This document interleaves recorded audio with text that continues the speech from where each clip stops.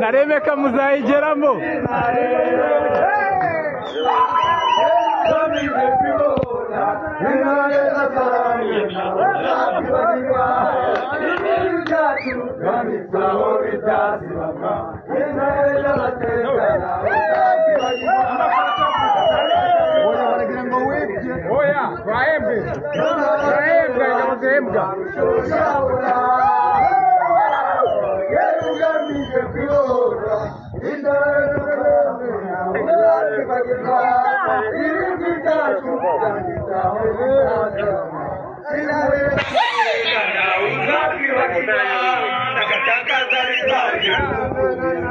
Les mecs à tomber. Les mecs à tomber.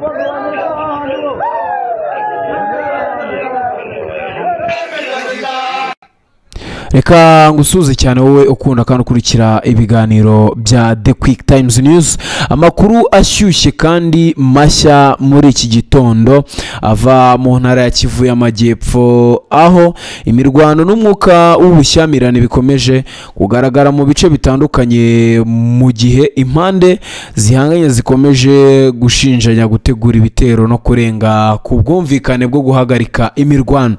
Amakuru ari gukwirakwira muri iki gitondo rero kandi agezweho nuko agace bita Remeka, aka gace amakuru ari nuko ingabo za AFC M23 nyuma y'imirwano n'imitwe yitwaje intwaro ya Wazalendo, abarwanyi ba FDLR ndetse n'ingabo za FARDC, aka gace bamaze kuba bagafata, murabibona cyane mu mashusho uburyo bishimye. Ariko kandi ni ngombwa kubanza kubitsa ko aya makuru y'ifatwa rya Remeka nta handi ugomba kuyakura usibye hano kuri The Quick Times News. Ni cyane ko mubwira ngo wowe ujye ukanda subscribe kugira ngo amakuru nk'aya bajye agezweho buri kanya byihuse akugereho ku gihe, kandi tuba tubakubereye cyane. Arakandi gace kitwa Bunyakiri, ni agace gafite akamaro gakomeye ku bijyanye n'imiterere y'intambara kuri Kivu y'Amajyepfo. Noneho niba mwukurikiye neza iyo video mwumvishe ko banavuga ko aka gace ariko gakurikiyeho. Ariko reka tubanze turebe ibivugwa kuri Remeka ndetse n'amakuru ahari. Amakuru yatanzwe n'abashyikiye AFC M23 ndetse munaboreba video aho avuga ko imirwano yatangiye mu gitondo cyo kuri uyu wa 21 Kanama 2026, aho abarwanyi bavuga ko ari intare za Sarambwe na AFC M23 bagabye ibitero ku birindiro by'abarwanyi ba Wazalendo ndetse n'abafatanyabikorwa babo. Ni muri uru rwego bavuga ko Remeka ubu bamaze kuba bayifata ndetse iri mu maboko yabo. Ubona bishimye cyane ndetse banavuga ko bakomeje gutera imbere kandi bagomba guhangana n'izi ngabo za Wazalendo ndetse n'abafatanyabikorwa bazo. Ikibazo gikomeye kiri muri amakuru ni uruhare rwa FARDC, Wazalendo na FDLR. Impande z'igihe AFC M23 zikunze kuvuga ko FARDC korana n'imitwe yitwaje intwaro cyane cyane Wazalendo na FDLR mu bikorwa byo kurwanya AFC M23. Ubwo FARDC abantu mu bikurikirana bya hafi murabizi ni igisirikare cya Kongo cya leta ya Kinshasa. Ku rundi ruhande leta ya Kongo ishinja AFC M23 gukomeza ibikorwa bya gisirikare no kwagura uduce igenzura, kandi bo mu by'ukuri leta ya Kinshasa ifata AFC M23 nk'umutwe n'ubundi witerabwoba kandi witwaje intwaro. Ano bavuga ko bagomba guca imitwe yose yitwaje intwaro ndetse yiterabwoba muri kiriya gihugu. Ariko AFC M23 ifite uburyo yihuje ndetse inabana n'abaturage bo muri kariya gace, muri turiya duce hariya za muri Kivu y'Amajyaruguru ndetse na Kivu y'Amajyepfo. Mu burasirazuba bwa Kongo abona ko binagoye ko leta ya Kinshasa yakuraho iyi AFC M23 kuko ifite uburyo yafashe abantu rero bituma ahantu nka Remeka na Bunyakiri hakomeza kuba ingenzi cyane mu ntambara yo muri aka karere. Raporo y'umuryango w'abibumbye yagaragaje ko axe ya Bunyakiri, Ntonto, Hombo ari imwe mu nzira z'ingenzi AFC 23 yari imaze igihe yibandaho kubera agaciro kayo mu buryo bwo kugera ku bindi bice bya Kivu y'Amajyepfo n'iy'Amajyaruguru. Undi akabaza ngo se kuki Bunyakiri iri kuvugwa cyane. Bunyakiri iherereye muri teritwari ya Karehe kandi ifite umwanya w'ingenzi mu miterere y'akarere. Iyo urebye uko imirwano yagiye ikurikirana mu mezi ashize, Bunyakiri yabaye hamwe mu hantu hafite agaciro gakomeye ku mpande zombi. Raporo y'umuryango w'abibumbye ivuga ko kuva muri Werurwe 2026 AFC M23 yari ibanze ku murongo wa Bunyakiri, Ntoto ndetse na Hombo, mu gihe yari ihanganye n'ibitero bya Wazareno ndetse n'ibitero byo mu kirere bya FARDC. Ibi bituma amakuru avuga ko Bunyakiri ishobora kuba intego ikurikira, ndetse mwanabyumvishe babivuga akwiye gukurikiranwa kuko, ariko ntabwo bivuze ko AFC 23 yamaze gufata umwanzuro wo kuyigabaho igitero cyangwa ko igitero cyamaze gutangira, ariko n'ubundi mwanabyumvishe nabo babivuga ko ariho bakurikijeho, ndetse mwagiye munakurikira nyine ubwo muranakomya mureba amashusho buryo bishimye cyane. Ibi bibaye mu gihe umwuka w'umutekano muri Kivu y'Amajyepfo ukomeje kuba mubi cyane. Kuwa 20 Kanama AFC 23 yashinjaga FARDC n'abafatanyabikorwa bayo gukoresha drones n'ibisasu biremereye mu bice bya Minembwe muri teritwari ya Fizi. AFC 23 yavuze ko muri ibyo bitero harimo FARDC, FDLR, Wazarendo, ingabo z'u Burundi n'abacanshuro b'abanyamahanga. Ariko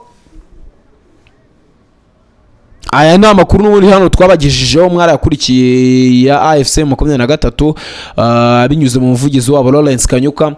Hari n'itangazo asohoye mu kana nabyo ry'ibitero by'uyu munsi ko banagize ibyago byo kubara abantu bazize none ibyo bitero bitabye Imana. Ku rundi ruhande FARDC nayo yatangaje ko kuwa 20 Kanama yafashe kandi ikangiza drone ivuga ko yari iya AFC 23 mu misozi miremire ya Fizi hagati ya Mukoko na Mulima. Ibi byose bigaragaza ko imirwano ikomeje kuba ikomeye mu bice bya Kivu y'Amajyepfo. Ikindi cy'ingenzi nuko ibi byose bibaye mu gihe hari imbaraga z'amahanga ziri gushaka ko intambara ihagarara. Perezida wa Repubulika Iharanira Demokarasi ya Kongo Felix Tshisekedi na Perezida wa Tanzania Samia Suluhu Hassan basabye ko ingabo z'amahanga zitari zatumiriwe kuva ku butaka bwa Repubulika ya Demokarasi ya Kongo, ndetse banasaba ko FDLR ishyirwa hasi ndetse ikanamburwa intwaro. Twarabikurikiye neza cyane na Tshisekedi, mwabonye avuga ijambo hano, mwabikurikiye kuri The Quick Times News, avuga ko bagomba gushyira intwaro hasi, imitwe yose bayirukanye mu gihugu. Ibi nibyo bituma rero abaturage bo muri utu duce bakomeza kugira impungenge z'umutekano wabo, cyane cyane mu bice by'icyaro aho amakuru yizewe ashobora kugera atinze. Navuga ngo ibi byo niba ukurikira The Quick Times News amakuru uba wayabonye kandi kugera igihe. Ejo nibwo twaraho tureba amatangazo agera kuri 2, ndetse ubwo nakubwiye ko hasohotse n'irindi rya gatatu rya AFC 23 binyuze mu muvugizi wabo Lawrence Kanyuka, avuga ko FARDC, ingabo za Kongo, igisirikare cy'igihugu ifatanya na FDLR, Wazarendo ndetse n'ingabo z'u Burundi bari gutera ibitero mu baturage, ndetse bagaba ibitero mu baturage biri gutuma abaturage b'inzirakarengane bahasiga ubuzima. FARDC nayo titwe twapfubije cyangwa se twapfubije ibitero bya AFC 23. Ibi rero ku makuru y'abaturage baba bakira buri kanya bo bikomeza kuzamara n'ubundi kutagira ituze muri bo ndetse no kumva bahangayitse cyane. Ku bijyanye na Remeka, icyo twavuga muri iki gihe ni uko hari amakuru avuga ko AFC 23 yaba yarafasha ku gace nyuma y'imirwano ndetse nyuma y'uko bamaze iminsi banarwanira. Ubu noneho biri complete, bamaze kuba bagafata, ariko turategereza amatangazo ari official ndetse n'icyo bari buze kubivuga. Wese Remeka yamaze gufatwa burundu cyangwa hari utumwe mu duce twawe n'ubundi tutarafatwa cyane. Gusa bo icyo batangaza nuko bahageze, murababona bari ku butaka bwa Remeka, bahageze neza cyane. Ndetse ubwo tugomba kumenya niba imirwano yanarangiye, abo bahanganye bamaze kwemera, kuko niba bafasha aka gace rumva uko byagenda kose barabinsistinga ndetse bashaka no kuba bakisubiza. Ubwo ndavuga FARDC, FDLR, Wazalendo ndetse n'abandi bafatanyije abatanyabikorwa babo, nabo barakomeza bangane barebe ko bakisubiza aka gace. Ubwo nukumenya ngo ese imirwano yahagaze, abatsinzwe bemeye ko batsinzwe nyine. Ubwo AFC 23 kandi mwabyumvise ko intare za Sarambwe zivuga ziti Bunyakiri niyo hatahiwe, nayo turayifata. Ubwo icyo twe twakwitega nuko saa twabona igitero gishyada, twabona bongeye gutera, kuko baravuga ko bagomba kuba bafata aka gace nako kakajya mu byabo, mu byo bagenzura, mu bice bagenzura cyane ko AFC 23 ifite ibice byinshi cyane igenzura hariya mu burasirazuba bwa Repubulika Iharanira Demokarasi ya Kongo. Niyo mpamvu rero The Quick Times News ikomeza gukurikirana amakuru mashya kugira ngo tubagezeho ibimenyetso bifatika, aho gutanga amakuru ataremezwa nk'ukuri kudashidikanywaho. Niyo mpamvu rero tuba ugomba gukurikira ibiganiro byacu ko tuba tuhakubereye kugira ngo tubane nawe cyane. Muri make rero Remeka yamaze kuba ivugwa cyane mu Rwanda, ariko ndetse AFC 23 itangaza ko yamaze kuba ihafata. Makuru uyu munsi nuko ahagaze, ariko ayo makuru akeneye kwemezwa n'ubundi na AFC 23. Ubwo turategereza itangazo rero official n'andi masoko yigenga, turakomeza kubakurikiranira hafi. Niba ushaka amakuru yizewe kandi agezweho yo mu karere k'ibiyaga bigari, komeza gukurikira The Quick Times News, kandi kuri subscribe, like ndetse unasangize abandi inkuru, ubundi ibintu bigende neza cyane. Ngewe buriya sagize ngo sinabashimira, mbashimire cyane, mabwire ngo muri ingenzi mukomeze kubana natwe, ubundi byose uraza kubimenya uko byarangiye, se koko bafashe biri complete cyangwa baracyahanganye n'ubundi n'ingabo, hari abatarava muri aka gace.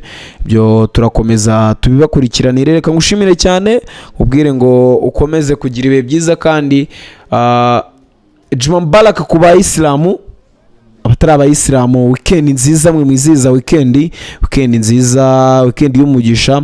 Ubwo abenjoyinga ibigiye bitandukanye, imikino nyaboneka, amashampiyona yagarutse, shampiyona y'Ubwongereza nayo iratangira. Ubwo urumva ni weekend y'uburyohe cyane, ni weekend ishyushye, weekend y'ibirori bigiye bitandukanye. Ubwo reka nkubwire ngo ukomeza kugira ibihe byiza, kandi ukurikira ibiganiro bya The Quick Times News. Amakuru yo ni buri kanya, komeza uhabe.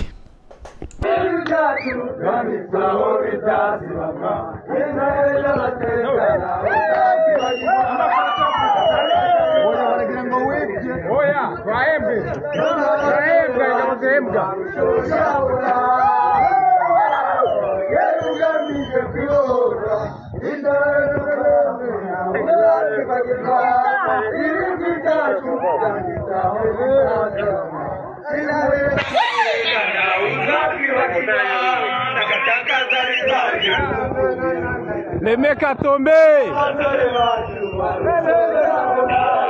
Remeka tombé!